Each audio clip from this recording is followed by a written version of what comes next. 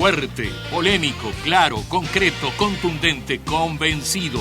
Ahora en Sin Vueltas, Guillermo Sicardi.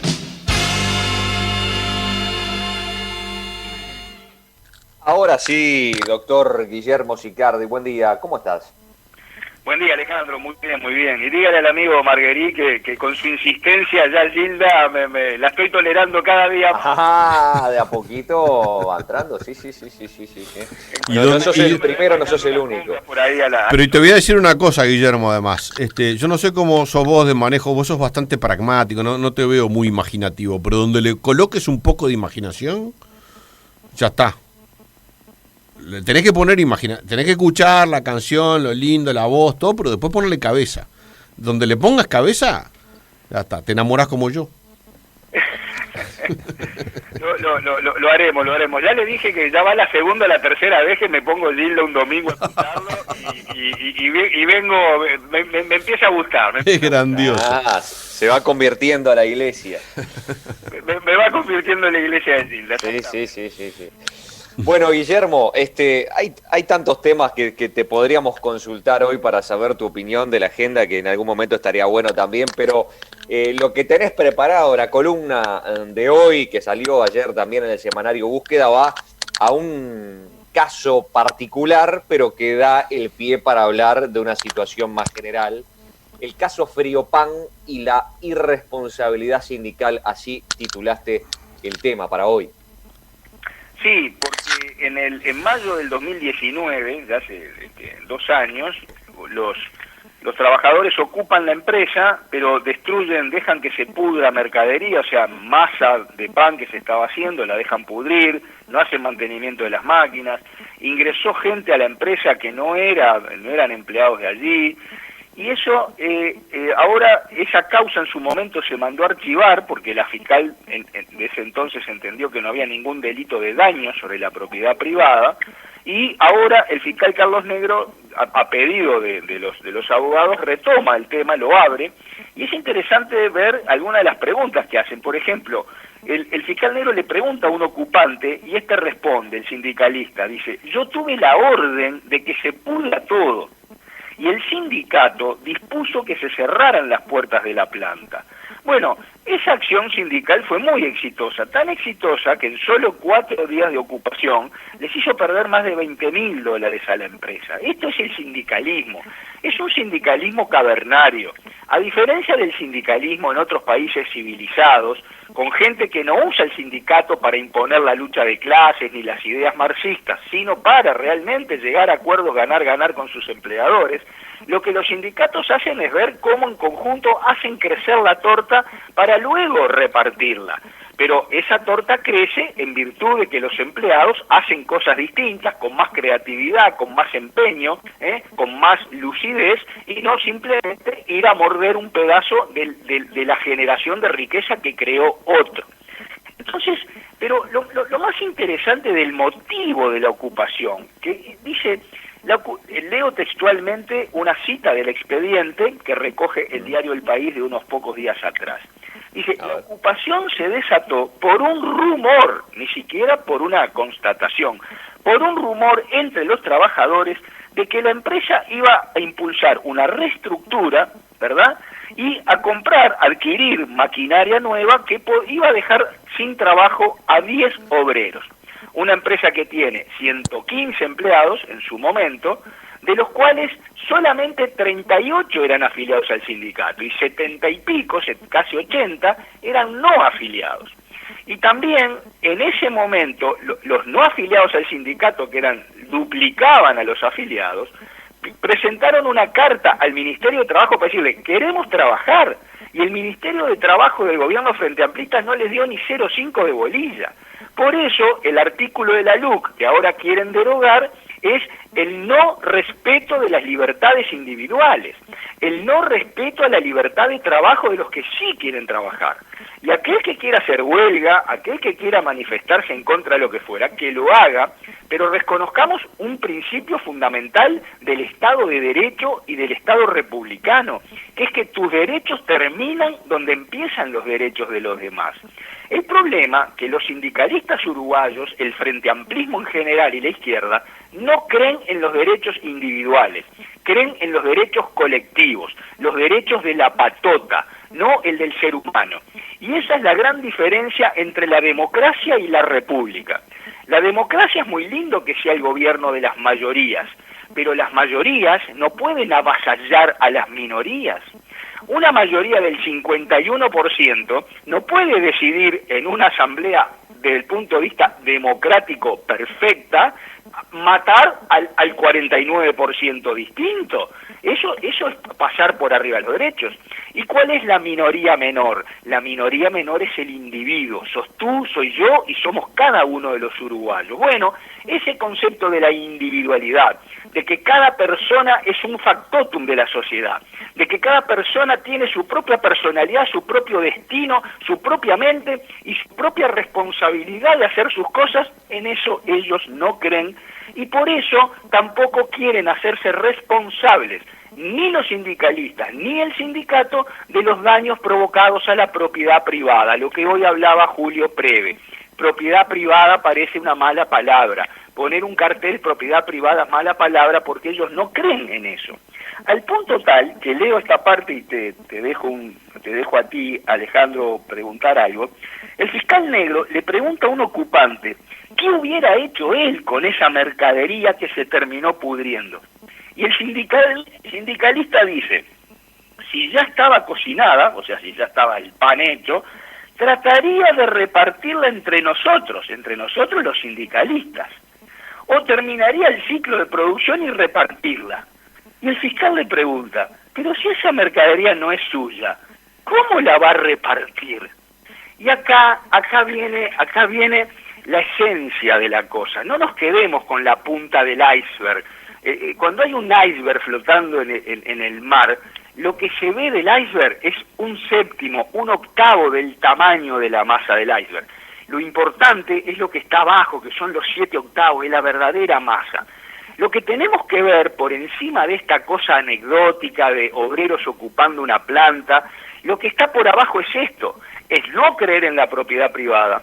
Esto es la base del impuesto a la renta de las personas físicas, que pague más el que tiene más, porque nadie piensa por qué tiene más el que tiene más. El que tiene más, en el 90% de los casos, es porque trabaja más, porque arriesga más, porque se esfuerza más, porque pone más empeño, porque pone más todo.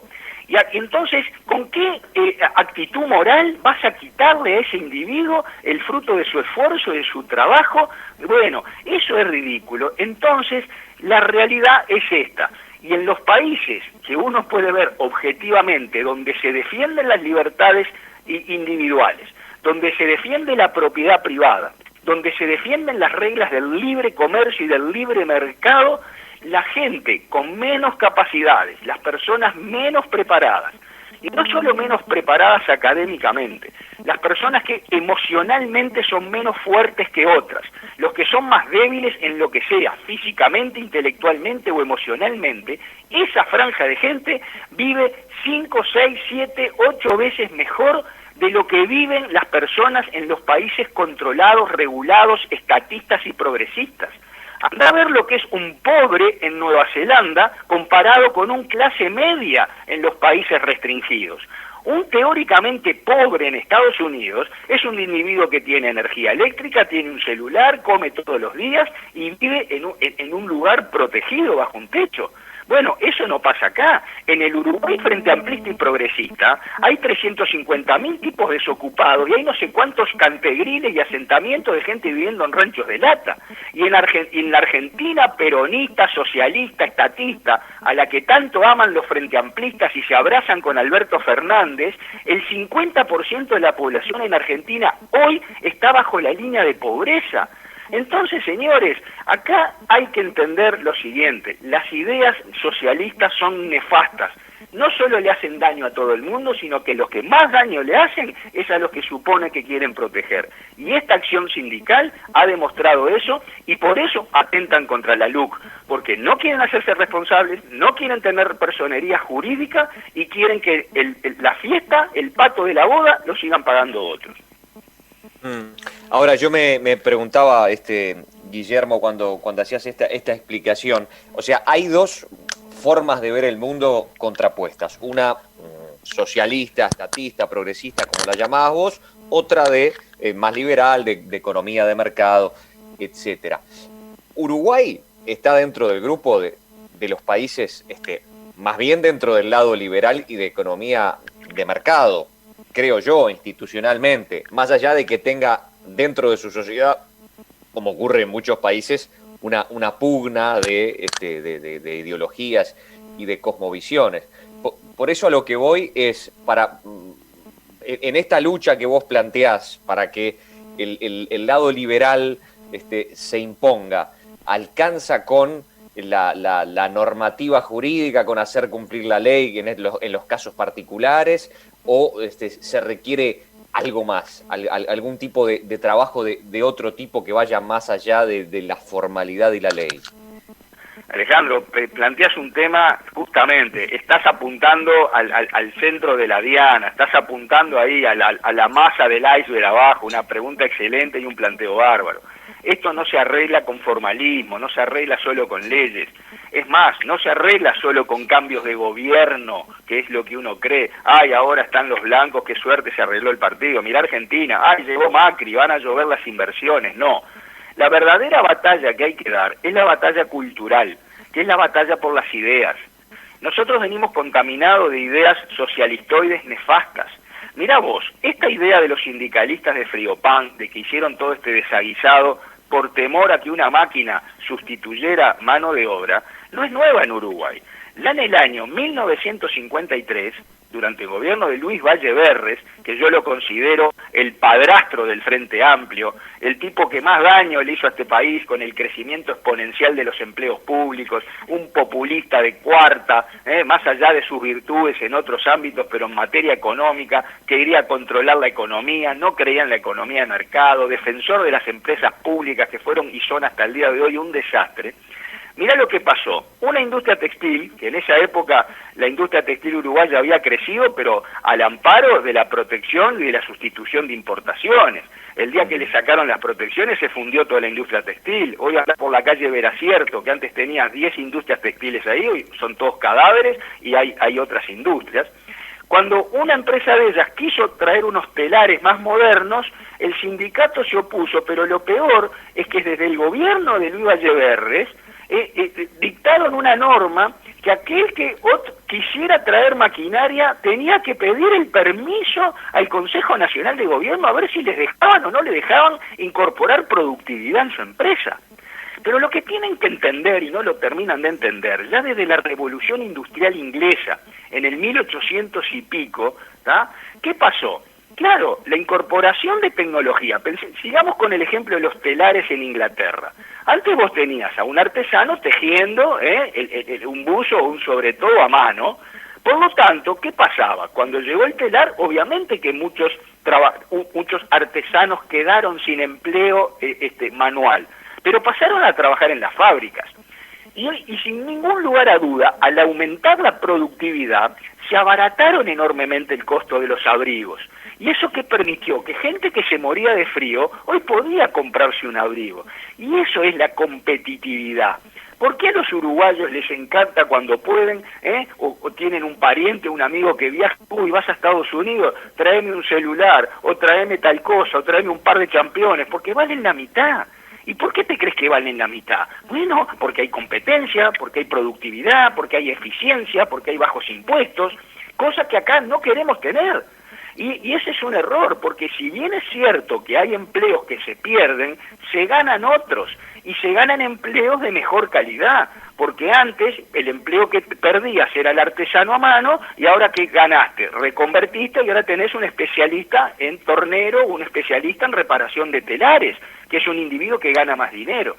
Y si bien la gente critica la revolución industrial y te muestran la parte nefasta, te sacan fotos de fábricas con condiciones que eran infrahumanas a los ojos hoy del siglo XXI, pero pensemos que esos obreros y esos jóvenes y esos niños que estaban en las fábricas y que hoy nos provoca rechazo, ¿Cuál era la opción que tenía esa gente? Era la opción que habían tenido durante 500 años viviendo en los campos como campesinos muertos de hambre, viviendo bajo la égida del estatismo, que en esa época se llamaba monarquía, y hoy se sustituyó al rey por el rey-estado, ¿no? Porque al final, cuando todo te cambia en la historia, Robin Hood le sacaba a los ricos para darle a los pobres. No, lo que hacía Robin Hood era sacarle al Estado, le sacaba al recaudador de impuestos para que no le robara la poca plata que generaban los campesinos.